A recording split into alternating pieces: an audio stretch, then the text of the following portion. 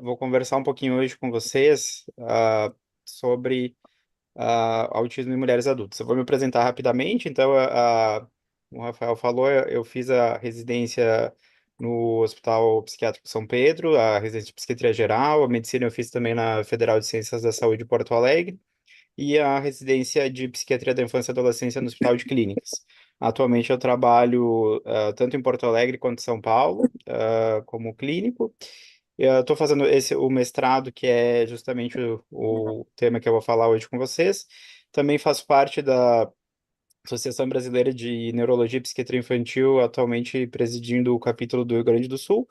E também sou vice-presidente da seção de jovens psiquiatras da Associação Mundial de Psiquiatria. Estou representando a América do Sul.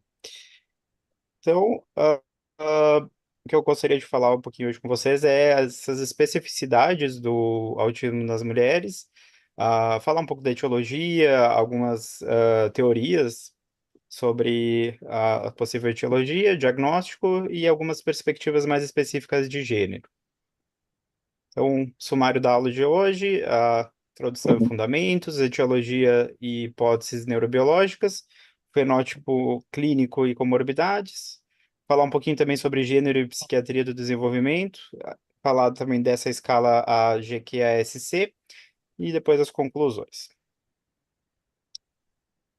Então, esse título, né, o por que que eu escolhi, né? O autismo ele é historicamente subdiagnosticado em mulheres, né? Até algumas décadas atrás se acreditava que nem existia autismo em mulheres, que era algo totalmente masculino, de meninos, e hoje se sabe que as mulheres podem ter e a apresentação pode ser muito diversa. Então, quando foram inventados os critérios, há praticamente 80 anos atrás, eles não englobavam as características que hoje nós vemos. Então, vou falar um pouquinho sobre isso também. E dizer que, então, de fato, o gênero influencia a expressão clínica, tanto a expressão clínica quanto o acesso ao diagnóstico. Vou explicar um pouquinho melhor depois. Não tem como. Os o- Oi? Só vou pedir para vocês colocarem o microfone no mudo, só para não dar interferência aqui. Mas quando quiserem falar, só me chamar, tá? Então, os objetivos dela é compreender essas diferenças sexuais e de gênero, analisar as hipóteses etiológicas e discutir um pouquinho dos instrumentos diagnósticos. Então, assim, o TR, no DSM-5-TR, né, que é o DSM, é a nossa Bíblia da Psiquiatria, né, o Manual Diagnóstico e Estatístico dos Transtornos Mentais, que atualmente está na sua quinta edição revisada, ah, que foi lançada agora em 2022, se eu não me engano, e tem pequenas alterações em relação ao DSM-5 de 2013, mas tem algumas características interessantes que é legal a gente comentar. Então, para relembrar um pouquinho, talvez alguns de vocês não estejam tão familiarizados com os critérios de TEA, né? Eles foram evoluindo ao longo das últimas décadas e no DSM-5 eles foram agrupados em dois grandes domínios, né? A parte de comunicação e interação social e a parte de comportamentos, interesses e atividades restritas e repetitivas. Então, o espectro eu gosto de dizer que é como se fosse uma régua, né? Ele vai de 0 a 100, por exemplo, e que dentro de... Oi, tá com um eco aí, pessoal. Ah, Dentro do espectro, cada um dos sintomas, a parte de comunicação, a parte de interação social, a parte de comportamentos, cada um deles tem um espectro diferente. Tem algumas pessoas que podem ter uma parte de comunicação muito funcional e, ao mesmo tempo, ter uma parte de interesses restritos, flexibilidade muito disfuncional. Então, cada um deles ah, é é um espectro por si só, né? E os sintomas em mulheres podem parecer timidez, introversão, então por isso que é muito fácil confundir com outras condições. A prevalência feminina é subestimada, né? Chegar a ser 4 para 1, 3 para 1, justamente porque os critérios diagnósticos estavam centrados no padrão masculino. A outra hipótese também que justifica essa prevalência subestimada é que as mulheres camuflam sintomas com estratégias sociais compensatórias. Eu vou explicar um pouquinho melhor também. Isso basicamente todas as pessoas com TEA fazem em algum nível. Quanto maior o nível de funcionamento, mais camuflagem tem. mas as mulheres têm uma tendência natural a fazer isso e têm uma facilidade de fazer isso muito maior que os homens. As mulheres têm uma, como se fosse uma capacidade inata de socializar que faz parte não só do sexo, como do gênero feminino. E é muito comum que o diagnóstico ocorra tardiamente em mulheres ou quando sendo fruto de alguma comorbidade, por exemplo, transtorno de ansiedade, transtorno depressivo maior, que pode ser uma consequência ou estar associado ao TEA. Então, explicar um pouquinho também quais são as diferenças entre sexo e gênero, né? Às vezes a gente fala como se fosse a mesma coisa e não é bem por aí. Sexo são as características biológicas atribuídas ao nascimento, então o masculino e o feminino, e o gênero são os papéis sociais, identidade e expressão de gênero. Então, hoje se fala bastante de pessoas cis, pessoas trans, gênero, que basicamente quer dizer que podem estar, o gênero pode estar alinhado com o sexo ou pode estar desalinhado com o sexo. E isso é importante a gente ter isso em mente quando a gente avalia, porque eu vou falar um pouquinho depois sobre fenótipo de TEA masculino e fenótipo de TEA feminino, e às vezes essa análise tem que se dar por gênero e não por sexo. Então, podem ter homens com fenótipo feminino e mulheres com fenótipo masculino de TEA. Enfim, os dois, é importante ter em mente os dois porque ambos influenciam o cérebro, o desenvolvimento, a cognição e também a saúde mental. Então, ignorar o gênero compromete o diagnóstico e também reduzir tudo a sexo biológico, exclui algumas diversidades muito importantes. Então, incluir essas análises é recomendado em praticamente todas as pesquisas atuais. Vamos para falar um pouquinho da etiologia do TEA. Existem várias teorias sobre a origem, por que que pessoas têm TEA, e uma delas é que a pessoa com TEA tem um cérebro extremamente masculino, ou seja,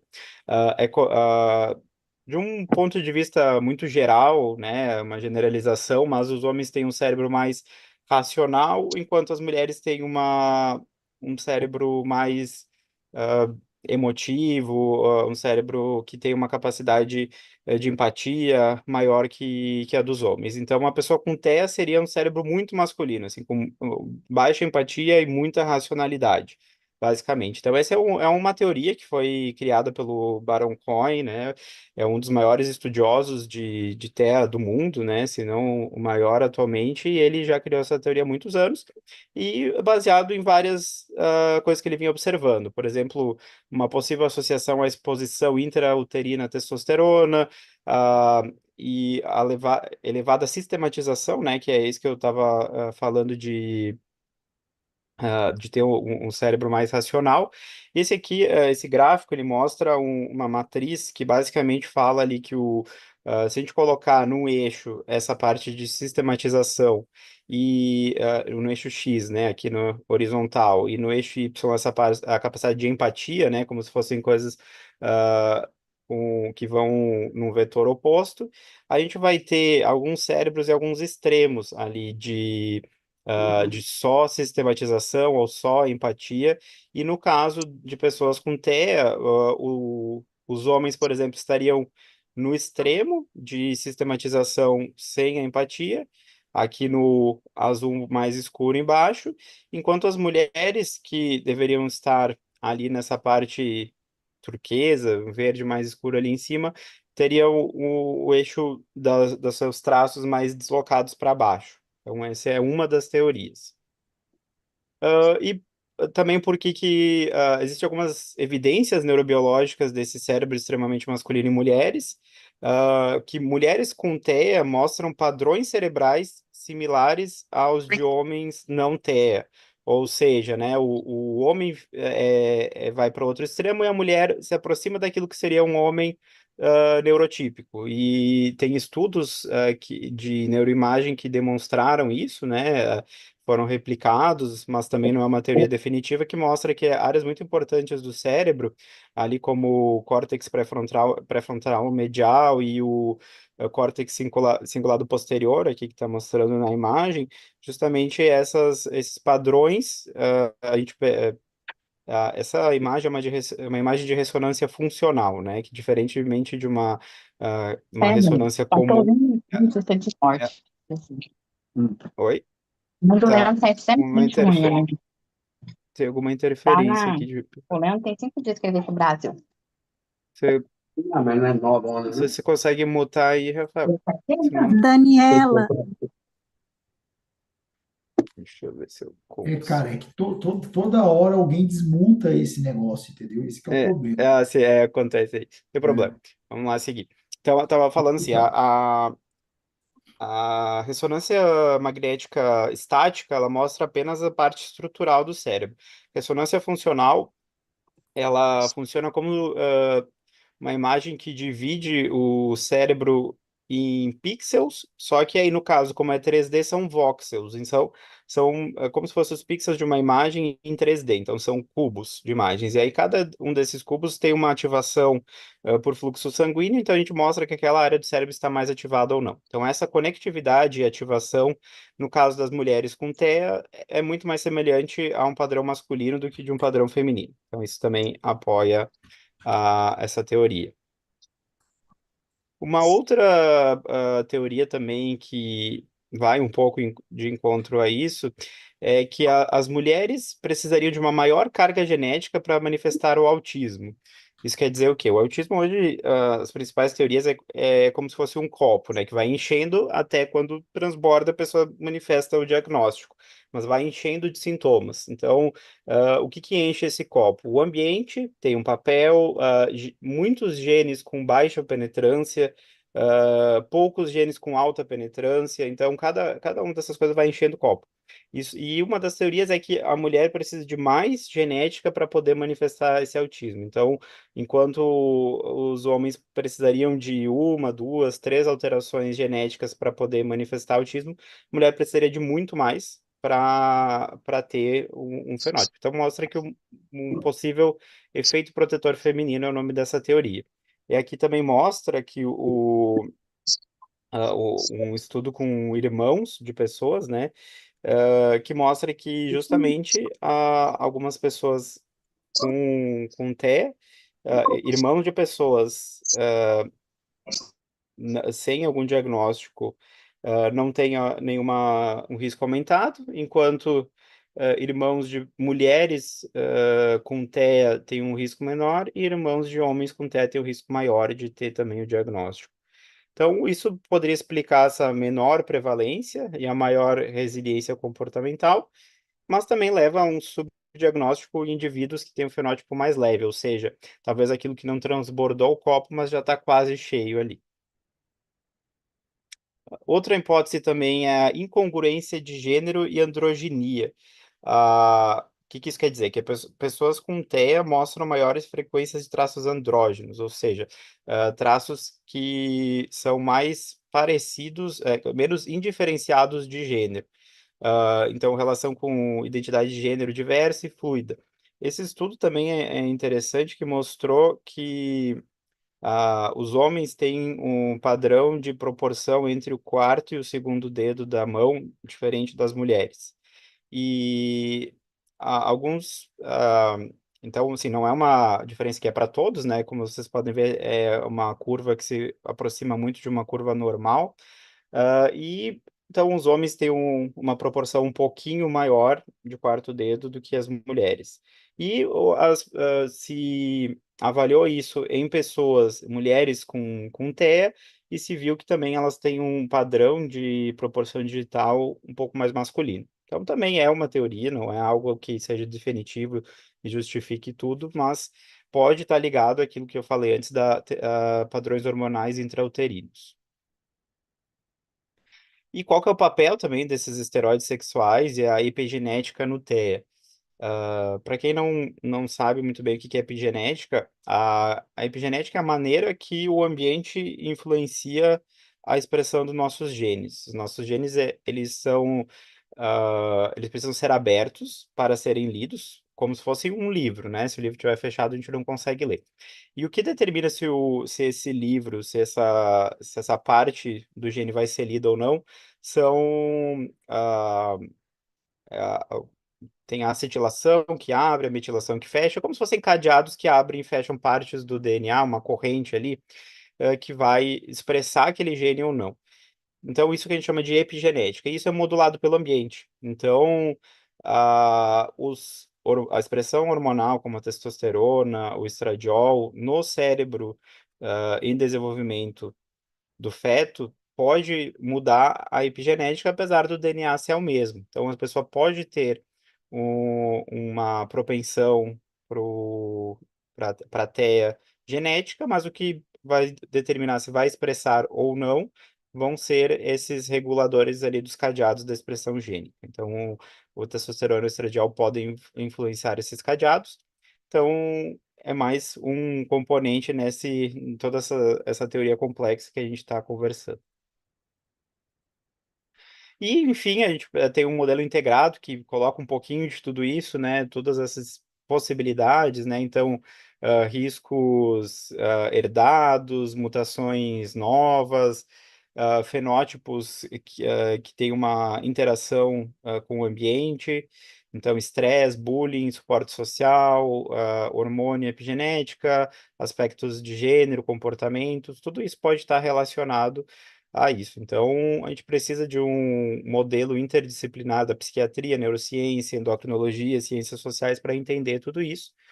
E então a gente ter essa introdução foi justamente para tentar entender um pouquinho de onde que vem essas diferenças de gênero e de sexo no TEA. Então, a segunda parte, fenótipo clínico e comorbidades. O que que a gente costuma ver em mulheres com TEA? É que os interesses costumam ser menos excêntricos e mais normativos que os homens, ou seja, alguns meninos com TEA a gente vê hiperfocos em coisas muito específicas, muito diferentes, por exemplo, dinossauros, pinguins, trens, e em mulheres, às vezes, o hiperfoco é em livro de romance coreano, em bonecas específicas. Então, eles não são tão diferentes, são um pouco mais normativos, mas continuam sendo o interesse restrito e hiperfocado. Outra característica também do fenótipo feminino é que as habilidades sociais e a imitação social, como eu falei antes, ela já é mais inata, então ela já tem uma facilidade de conseguir camuflar os sintomas e é difícil avaliar isso pelas nossas avaliações convencionais de TEA. Então aqui tem um exemplo, né, da a mulher que consegue socializar muito bem, mas cansa muito. A gente vê essa reclamação de cansaço o tempo todo, cansaço muito fácil, sem uma justificativa, não tem nada físico que justifique isso, né? Algum problema hormonal, uma anemia, uma falta de nutriente, uma depressão que possa estar justificando esse cansaço. É realmente uma exaustão, pela interação social. As estratégias mais comuns de camuflagem social, né? O que que é camuflagem? É justamente esse termo, né? Em inglês é o masking, que é o quê? Conseguir esconder os sintomas, se misturar nessa interação social. Então, uma delas é a compensação, então, aprender regras sociais de forma lógica, ou seja, eu não tenho a empatia, não consigo entender o que o outro faz, mas eu entendo que quando uma pessoa, quando eu identifico aquela rosto que eu aprendi que é um rosto triste, eu vou precisar conversar com a pessoa e oferecer apoio. Então, é uma maneira lógica que a pessoa aprende para compensar uma falta de compreensão inata sobre o sentimento alheio. Esse mascaramento, né, mesmo esconder estereotipias, ou seja, imitar uma cara feliz quando o outro está feliz, mesmo sem entender o porquê que está sentindo aquilo, ou forçar um contato visual, porque a pessoa com TEA não entende essa necessidade de manter o contato visual, de forma também inata, e a imitação, né? Copiar maneirismos e frases de outras pessoas. Essas são algumas das principais estratégias de camuflagem. Só que o que que acontece? Essa camuflagem gera um esgotamento e pode gerar até crises dissociativas. Quem faz a pós aí de psicoterapia sabe bem o que que é crise dissociativa, né? Mas é justamente esse descolamento, que pode ser leve ou até muito grave da realidade. Pode causar uma sensação de identidade falsa, isso também aumenta risco de depressão e ideação suicida, dificulta o diagnóstico, e a pontuações altas no CAT-Q, que é uma escala específica para camuflagem, que está sendo também validada por um grupo de Minas Gerais em português, estão associados com o diagnóstico tardio em mulheres. Isso significa o quê? Quanto mais a pessoa consegue camuflar, mais difícil é fazer o diagnóstico e ele acaba sendo postergado. Então, quais são as principais comorbidades em mulheres com TEA? Transtornos internalizantes, ansiedade até 84%, ou seja, a regra é ter ansiedade, muito mais do que não ter. Depressões, fobias, alguns transtornos alimentares, como a anorexia, o transtorno alimentar restritivo evitativo também tem uma alta prevalência. O transtorno de personalidade borderline pode ser muito confundido com TEA em mulheres. Eu já atendi muitas meninas adolescentes, mulheres jovens, que vinham com esse diagnóstico de transtorno de personalidade borderline, mas para dar um exemplo assim de vocês, um parênteses interessante. Tinha uma menina que ela queria muito ter um relacionamento. Então, ela dizia que a vida dela só teria sentido se ela tivesse um relacionamento. Então, ela sofria muito com isso, ela tinha crise, chorava, se cortava, se automutilava e tinha uma instabilidade emocional muito grande. Então, ela se apaixonava por uma pessoa, depois desgostava, odiava a pessoa o tempo todo. Isso mudava semana para semana. Só que aí, quando eu fui analisar um pouco mais a fundo, ela não tinha nenhuma habilidade social para chegar nas pessoas. Ela chegava para uma pessoa que ela mal conhecia, ela gostava, ela dizia: quer namorar comigo? O que que você quer, de relacionamento? Tudo sem tentar entender toda aquela parte que precisa ter quando se conhece alguém, que vai aos poucos e tudo. E também a parte da aparência dela, ela não se preocupava como as outras pessoas, viam ela. Ela tinha uma rigidez muito grande, então ela botava algo na cabeça e não conseguia flexibilizar quando o outro não concordava exatamente com aquilo que ela tinha. Então, aquilo que poderia ser, na primeira vista, um transtorno de personalidade borderline, era justamente uma consequência de um TEA. O que que eu estou querendo dizer? O TEA exclui o transtorno de personalidade borderline? Não, mas a pessoa pode ter os dois, mas precisa ter um transtorno de personalidade borderline muito claro, com muitos critérios, muito óbvio, para poder fazer esse diagnóstico junto com o TEA, porque na maior parte dos casos, só o TEA já justifica a maior parte desses sintomas que podem ser confundidos com esse transtorno de personalidade. O TDAH também é comum, mas muito subdetectado por ser menos disruptivo, né? As meninas com TEA costumam ser mais desatentas do que hiperativas e impulsivas, e alguns dos sintomas do TEA compensam os sintomas do TDAH, por exemplo, a, a obsessividade com organização das coisas acaba compensando a dificuldade de planejamento, de organização, e a disfunção executiva do TDAH. Então, ou seja, todas essas comorbidades acrescentam mais uma camada que mascara esses sintomas do TE e dificulta o diagnóstico. Então, acho que agora você está começando a entender o porquê que é tão difícil a gente entender e chegar nesse diagnóstico. E por que que talvez estava ali já há muito tempo, muitas décadas, e a gente não enxergava. Então, o que que isso pode levar, né? Subnotificação começa com desde internações psiquiátricas repetidas sem resolução clínica. Então, quando uma pessoa interna com muita frequência por sintomas depressivos graves, sintomas ansiosos graves, não melhora, não, com todo o tratamento farmacológico, a pessoa persiste naquilo. Uma das hipóteses que a gente tem que levantar é o TEA, assim como os transtornos de personalidade. E o uso abusivo de psicofármacos sem melhora funcional significativa. Isso evolui também para baixa autoestima, confusão de identidade, né? Essas frases comuns de sou uma fraude, ninguém me entende. E maior risco de suicídio, né? Principalmente entre autistas adolescentes do sexo feminino. Um estudo ali do Reino Unido que mostra que mulheres autistas sem deficiência intelectual têm um risco 8 vezes maior de tentativas de suicídio comparado com mulheres neurotípicas. Isso também é um detalhe importante, né? Quanto maior o nível cognitivo de uma pessoa com TEA, que está no extremo de alto funcionamento, muito maior é o risco de suicídio do que quem está na ponta de menor funcionamento. São outros problemas que a pessoa vai ter, irritabilidade, dificuldade social, mas sintomas depressivos e sintomas que podem levar ao suicídio estão no extremo de alto funcionamento. Também, como os profissionais não estão preparados para reconhecer a forma feminina, as ferramentas padrões como a EIDOS e a EIQ, a EIDOS 2 é o padrão ouro de diagnóstico do TEA, a gente não tem ele validado e publicado no Brasil para uso geral, ele é uma ferramenta de observação, ou seja, a pessoa faz tarefas sob a observação do examinador, tem módulos diferentes para cada idade, então vai desde crianças a partir de 1 ano e meio até adultos, e a partir do comportamento dentro desse teste, a gente consegue ter uma acurácia altíssima para fazer o diagnóstico, associado também à DIR, que é uma entrevista com os pais, que a gente faz também. E só que muitas mulheres também passam, não positivam nesse teste.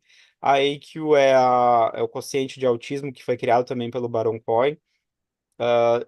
Ele também não pega todos os sintomas femininos e eles foram, justamente porque eles foram validados, testados para meninos brancos de classe média. Então é uma população muito específica que não pode ser generalizada para toda a população, de todos os gêneros, todas as classes sociais, justamente por conta dessas particularidades que o TEA tem. Então, os diagnósticos mais comuns, né? 38% tem o diagnóstico de ansiedade, 33% de TDAH, 29% de depressão, 25% de personalidade, sem ter eles de fato, sem ser uma comorbidade. E as frases mais comuns é você não parece autista, né? As pessoas ainda têm aquele conceito antigo do autismo, aquele conceito de um menino que tem umas estereotipias muito graves, que anda na ponta do pé, que não consegue olhar nos olhos de jeito nenhum, que tem hiperfoco. Então, tem apresentações muito diversas e muito sutis, principalmente em sexo e gênero feminino. Então, passando para a próxima parte, o gênero e a psiquiatria do desenvolvimento, a gente ir um passo atrás também. Então, por que que eu falei isso lá desde o começo, né? O gênero molda a percepção, a expressão e a resposta aos sintomas. Ou seja, o gênero vai determinar como que a pessoa sente, como que a pessoa demonstra e como que ela vai reagir com os sintomas. E no TEA isso é muito marcado, muito mais do que nos outros transtornos, né? A gente vai ter, por exemplo, sintomas de ansiedade vão ser diferentes, sintomas depressivos vão ser diferentes. Então, as meninas tendem a internalizar o sofrimento, e os meninos a externalizar, ou seja, os meninos costumam reagir com mais agressividade do que as meninas, e os modelos diagnósticos que a gente tem atualmente não consideram essas diferenças. Isso leva a essa invisibilidade desde a infância. Ah, as meninas autistas falam mais esses sintomas internalizantes, né? São essas coisas que ficam escondidas. Então, sintomas internalizantes costumam ser mais tristeza, avolia, anedonia, a perda de prazer com as coisas que gostava de fazer, a falta de energia, muito mais do que esses sintomas mais disruptivos e externalizantes. Então, isso leva a maior risco de autolesão, isolamento social, e sintomas mascarados vão dificultar essa identificação precoce. Então, um comportamento aparentemente bem adaptado é diferente de um bem-estar emocional. Então, uma mulher que camufla muito bem, que consegue interagir socialmente muito bem, não quer dizer que ela esteja bem psicologicamente, né? Então, a gente tem que ter esse cuidado. E também uma questão bem interessante que a gente tem hoje em dia é a questão da alta prevalência de diversidade de gênero em jovens autistas.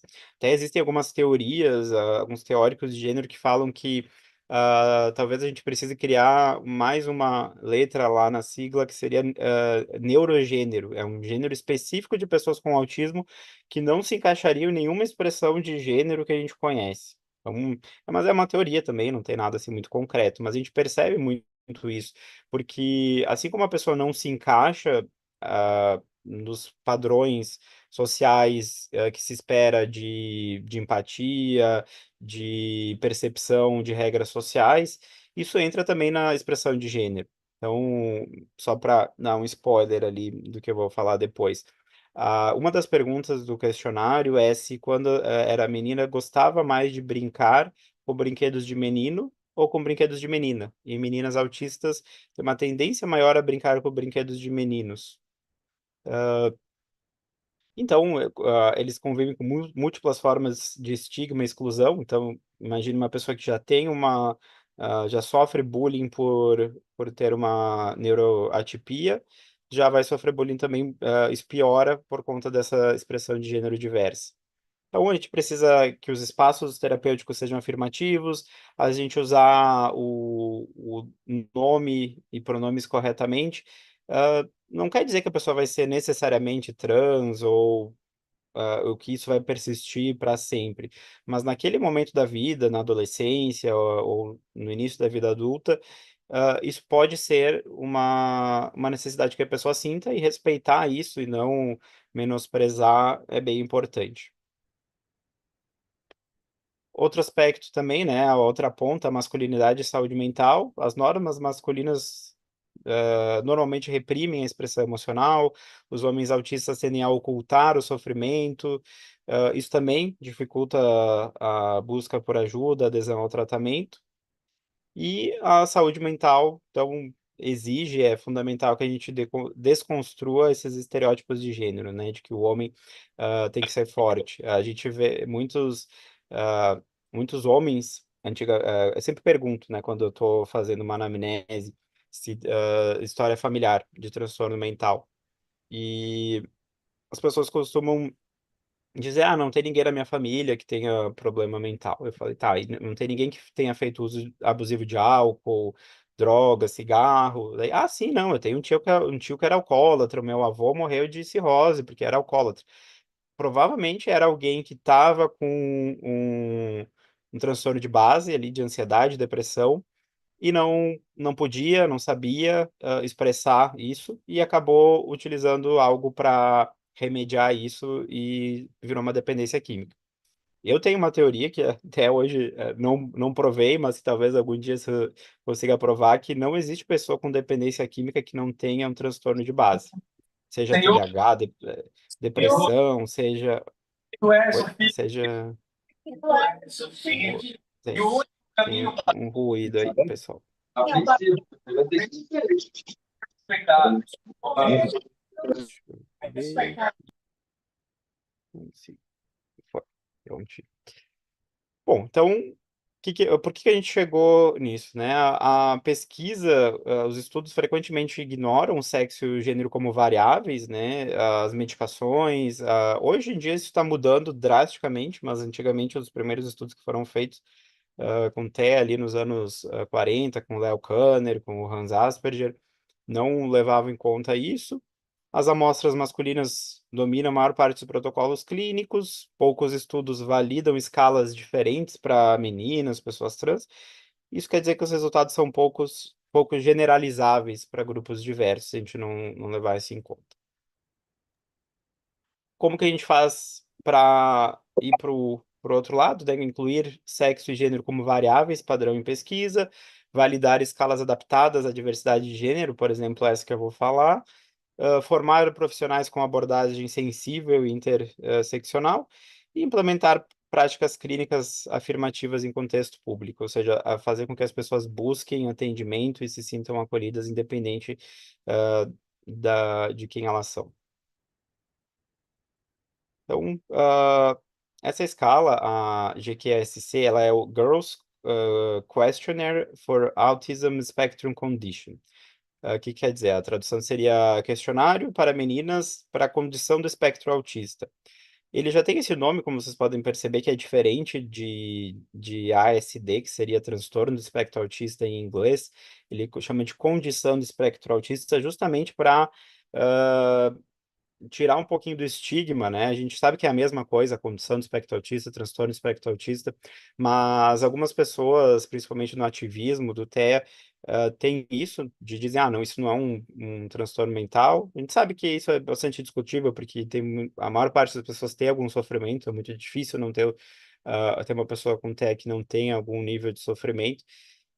Mas pelo menos o nome já é mais acessível. Então, uma pessoa que está em dúvida, ela vai buscar uma avaliação. Se ela vê o nome, de transtorno, talvez isso afugente. Então, no nome em inglês já tem mais uma camada ali de cuidado. Então, ele foi desenvolvido para captar traços autistas comuns em mulheres, considera a camuflagem, empatia, interesses normativos. Ela não substitui, ela complementa as escalas tradicionais, como a RADS, a AQ, a, a SRS, que é uma escala de sintomas, ela não é uma escala diagnóstica.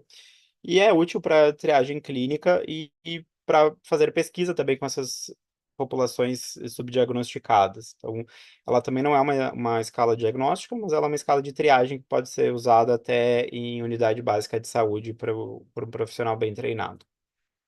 Quais são os domínios dessa escala? Ela tem 21 perguntas distribuídas nesses 5 domínios. Então, imaginação e brincadeiras, camuflagem, sensibilidades sensoriais, socialização e interesses.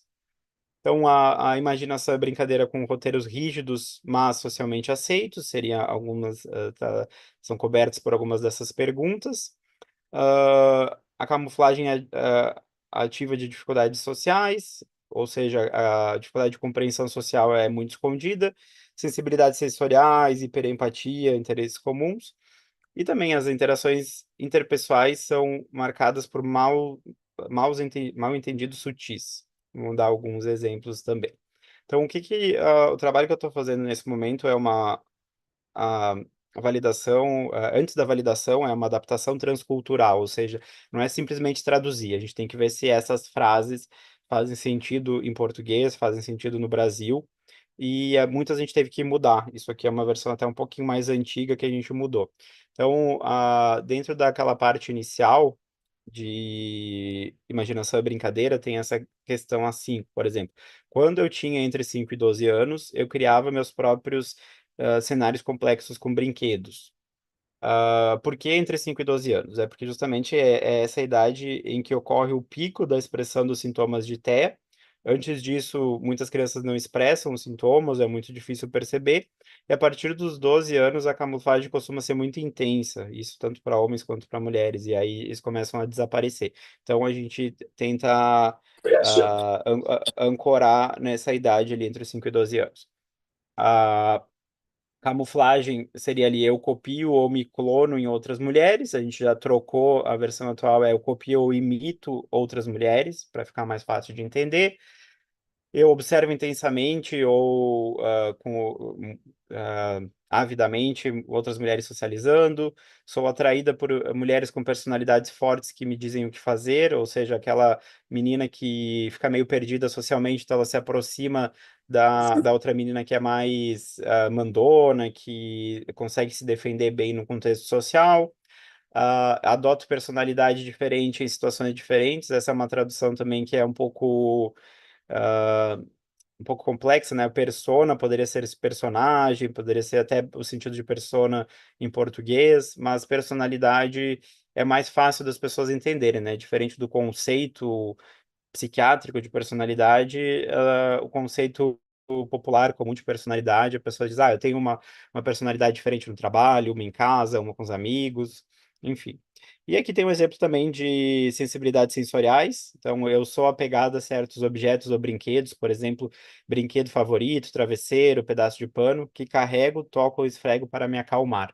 Então, isso é algo muito comum em mulheres, inclusive adultas, com TEA.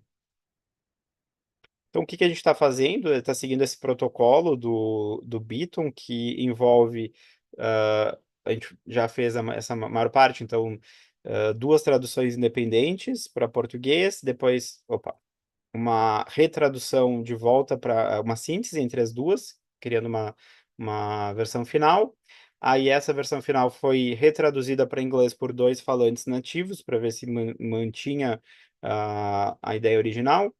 Depois foi revisada por um comitê de especialistas com 4 psiquiatras, uma psicóloga, 2 linguistas, e com isso chegou na versão pré-final, que agora está sendo testada em 30 pessoas para avaliar a compreensibilidade, se os itens estão de acordo com os resultados. Então, essa é a fase que a gente está agora. Esse aqui é o artigo original em inglês, ele mostra que ela tem uma acurácia muito alta. Para quem não conhece esse tipo de gráfico, a curva ROC, ele é um gráfico de área, que compara a especificidade e a sensibilidade. Então, toda a área que, se a gente dividir esse quadrado em uma área, como se fosse, por exemplo, um terreno, que a gente diz, tem 1 hectare, tem 10 metros quadrados, e dividir cada quadrado ali, cada metro é uma pessoa, todas as pessoas que estão embaixo da curva conseguiram ser diagnosticadas por essa escala. Então, essa curva aqui, quanto mais próxima desse canto superior, mais acurada ela é. Quanto mais próximo dessa linha central aqui que divide, mais aleatória seria, ou seja, ela não tem uma especificidade, uma sensibilidade muito boa. Então, a escala em inglês tem isso, ela é interessante. Se optou para eu ter um ponto de corte de 56 para identificar 80% das mulheres, ela vai de 21 a 84, então 56, acima de 56 tem uma grande chance de ser TEA, abaixo disso não. Ela tem alguma correlação moderada com essas outras escalas, a CAT-Q, que é a de camuflagem, a AQ, que é a geral de adultos, autismo para adultos. E essas participantes que estão participando até o momento desse estudo, elas relatam que se identificam bastante com os itens da escala e que nenhum outro teste antes tinha isso. E, inclusive, coisas que elas perceberam que podia ser de tech, elas nunca tinham pensado, mas que elas viram ali como uma questão da escala. Então, quais são as principais implicações clínicas, né? Ele pode ser usado em serviços públicos, triagem escolar, pode ajudar o diagnóstico dessas populações que estão invisibilizadas. A gente vai precisar validar, ou seja, fazer um estudo estatístico mesmo para ver qual que vai ser o ponto de corte, quantas pessoas que a gente vai precisar, avaliar também em amostra de mulheres trans e não binárias. A original foi validada para mulheres trans, apesar do N, a amostra de mulheres trans não ser muito alta, mas ela serve também para mulheres trans, mostrando aquilo que eu falei lá no começo, né, que talvez o gênero seja mais importante do que o sexo na expressão de sintomas de TEA, e contribuir para uma psiquiatria mais justa e inclusiva. Então, o que a gente está fazendo agora com a escala? A gente está aplicando ela. O que surpreendeu bastante quando eu abri um formulário para as pessoas se inscreverem para participar do estudo, eu achei que eu ia ter bastante dificuldade de conseguir voluntários, porque nessa fase eu precisava só de 30. E eu deixei aberto, acho que umas 2 semanas, e eu tive que fechar, porque estava com 230 pessoas inscritas. E esse número já serviria até para a próxima fase, que é a validação estatística dessa escala. E isso que foi exigido como critério de inclusão, que a pessoa já tivesse um laudo médico, um relatório médico com um CID de TEA, e sendo mulher adulta. Então, muitas pessoas procuraram. Então, as próximas fases é analisar esses resultados, criar a versão da escala final e depois partir para a validação. Então, o que eu quero dizer com toda essa aula, né? Dizer que o autismo em mulheres é muito subdiagnosticado, as estratégias de camuflagem dificultam a identificação clínica, a gente ter essas ferramentas vai ser fundamental para ter diagnósticos mais justos. Essa escala é um exemplo promissor de instrumento complementar. E a implicação para a pesquisa e para a clínica é que a gente tem que incorporar as variáveis de sexo e gênero nas pesquisas. As escalas devem ser adaptadas para os contextos locais e populacionais, ou seja, Existem muitas particularidades que mudam a expressão dos transtornos de acordo com a etnia, de acordo com o sexo, a orientação sexual, também o meio que a pessoa está inserida. E a gente tem que formar profissionais que precisam estar atentos a essa diversidade neurocognitiva. E a inclusão diagnóstica é uma prática ética baseada em evidências. Então, aqui estão as referências, depois eu posso mandar para vocês, quem tiver interesse, todos esses artigos que eu coloquei aqui. Comentários, dúvidas, estou à disposição agora para que vocês quiserem falar.